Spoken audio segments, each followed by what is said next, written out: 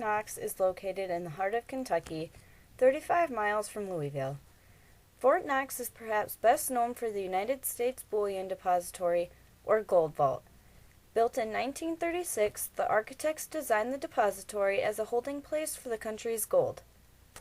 Throughout the years, it also housed numerous original copies of historic documents, including the United States Constitution, the Declaration of Independence, Abraham Lincoln's Gettysburg Address, and 3 copies of the Gutenberg Bible. Along with containing a national landmark, Fort Knox is also a military base. 23,000 soldiers, family members, and civilians call Fort Knox home. The base houses members of the Army on active duty, Army Reserve, Army National Guard, and the Marine Corps. Fort Knox also trains Army and Marine soldiers in basic training. Among soldiers throughout the country, Fort Knox is rumored to be one of the toughest basic training centers in the country. Because of the tough drill sergeants, the men are expected to perform at the highest level possible. Along with rigorous exercises, the men have limited contact with family members and loved ones, which tests the emotional endurance of the men. Delta Company, 194th Armored Brigade, 2nd Battalion, 46th Infantry Regiment, commenced training on September 26, 2008. During the 9-week training period, the men did a variety of drills, exercises, and classes to get them ready for combat. Teamwork drills made up a significant portion of the training. Obstacle courses, wall climbing, and medic training are just a few examples of teamwork exercises. To be part of a team, one must contain personal strengths to carry their weight in the group. During basic training, personal strength and endurance grows and becomes stronger by having to meet standard requirements. In order to graduate from basic training, the men must be able to pass a physical fitness test, marksman qualifications, a communications test, self-defense, and a number of different standards.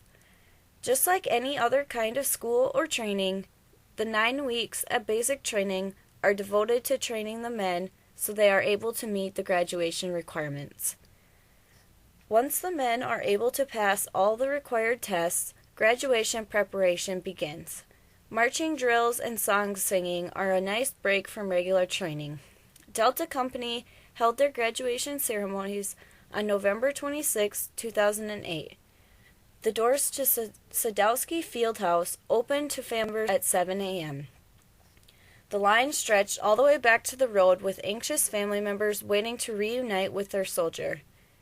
Inside the fieldhouse, an enormous American flag draped the back wall, with the flag of each state standing proudly under it.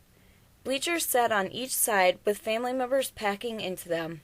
A few rows of chairs for reserved seating lined the front.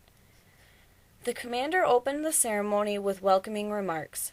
The band played a short piece, and the commander again spoke. The side door opened as the band began to play again, and the soldiers began to march in. Screams, cheers, whistles, and applause thundered through the entire building.